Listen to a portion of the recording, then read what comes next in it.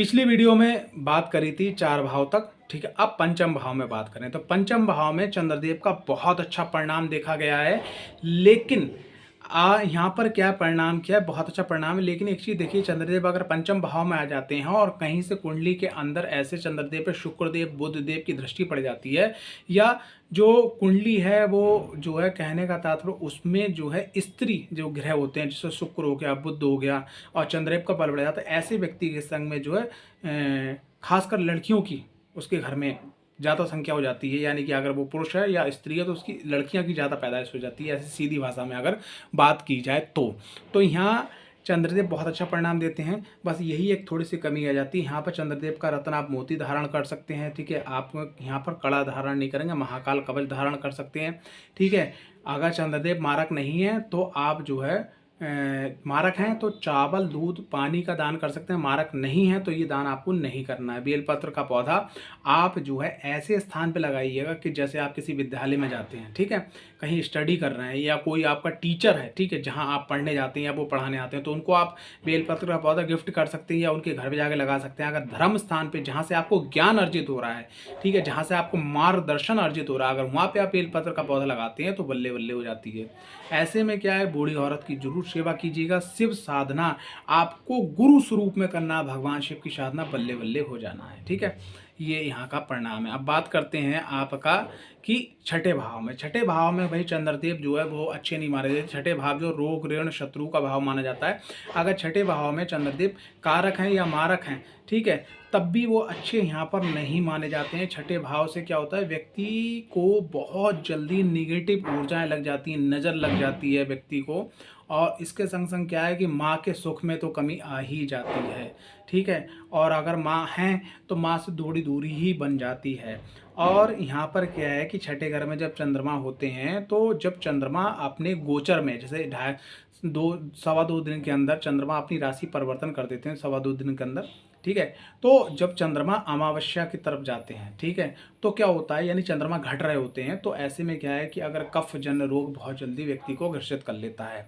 तो यहाँ पर क्या है कि अगर चंद्रदेव छठे भाव में है तो हमें भगवान शिव की साधना करना है, और अगर वो कारक हैं तो दान नहीं करना, नहीं कारक है तो आपको चावल दूध पानी शिव मंदिर में दान करना है। और पानी कौन सा वाला, आपने क्या कर दिया कि आप किसी भी तीर्थ पे गए तो गंगा जी जो होती हैं, जैसे यमुना नदी हो गई, गंगा नदी हो गई और भागीरथ, मतलब बहुत सारी जो नदियां हैं, अनेकों नाम है, वहाँ से आपने जो गंगा जल भरा और ला के मंदिर में दे दिया।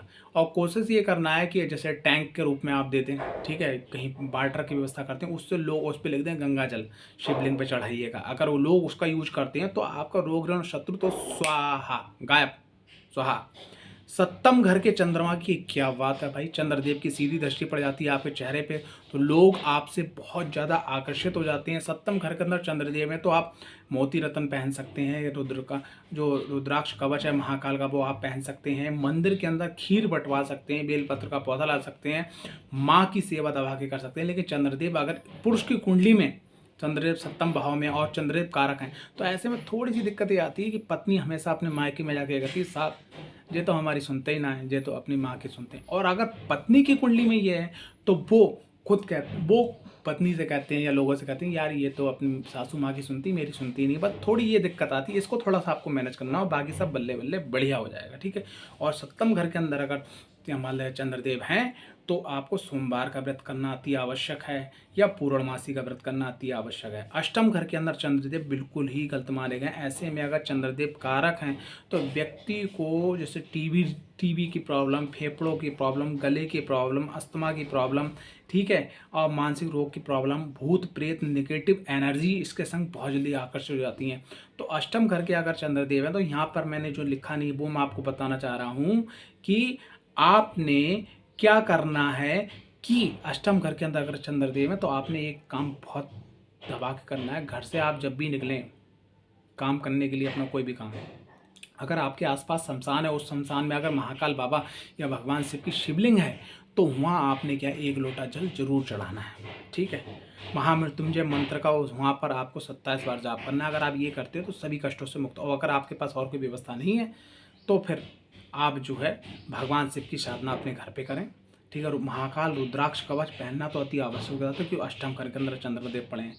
चावल दूध पानी का आप दान करें, ठीक है। शिव मंदिर के अंदर, शमशान के अंदर आप जो बेलपत्र का पौधा लगवाएं, ठीक है। बूढ़ी माता जो विधवा है खास करके, उनकी आप जरूर मदद करें, अच्छा होगा। तो अष्टम घर के अंदर चंद्रमा।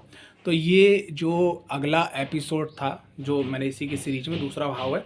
अब आगे से नवम भाव से बात करेंगे अगले वीडियो में।